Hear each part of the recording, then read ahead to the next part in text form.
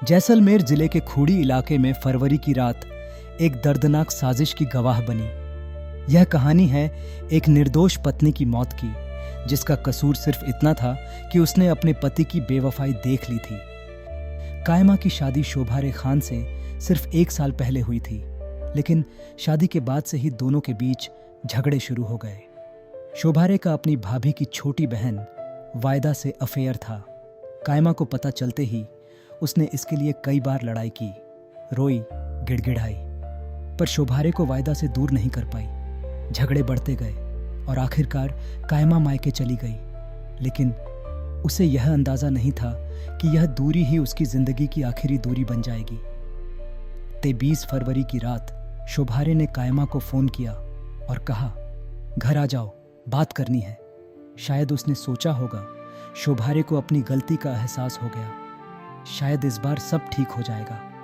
पर जैसे ही उसने घर के दरवाजे को पार किया, मौत उसका इंतजार कर रही थी। उस रात जब पूरा गांव सो रहा था, तब शोभारे और वायदा ने मिलकर एक खौफनाक प्लान को अंजाम दिया। दोनों ने कायमा का गला घोंट दिया। उसी शोभारे ने जिसने उससे 7 जन्मों तक साथ निभाने का वादा किया था। कायमा तड़पती रही, छटपटाती रही, लेकिन उसकी चीखें दीवारों में दबकर रह गईं। सुबह जब पड़ोस की महिलाएं बाहर निकलीं तो जो देखा उस पर यकीन करना मुश्किल था।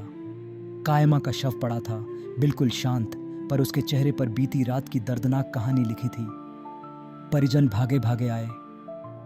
कायमा के शरीर पर चोटों के निशान देखकर सब समझ गए, यह कोई हादसा नहीं, यह कत्ल है। शोभारे, जिसने अपने ही हाथों से अपनी पत्नी की सांसें छीनी। दूसरे दिन खुद पुलिस के सामने सरेंडर कर दिया, लेकिन पुलिस को शक था कि वह अकेला नहीं था। 9 दिन की जांच के बाद पुलिस ने वायदा को भी गिरफ्तार कर लिया। वही वायदा जिसके लिए शोभारे ने अपनी पत्नी को मार डाला। कायमा के परिजन शव लेकर जैसलमेर के अस्पताल की मॉर्चुरी के आगे बहन कायमा के इंसाफ के लिए धरने पर बैठ गए। पुलिस ने परिजनों को भरोसा दिलाया, कायमा को इंसाफ मिलेगा। अब शोभारे और वायदा पुलिस की गिरफ्त में हैं। कायमा सिर्फ 24 साल की थी। 1 साल की शादी और इतनी दर्दनाक मौत। कायमा की यह दर्दनाक कहानी हमेशा के लिए अनसुनी रह जाएगी।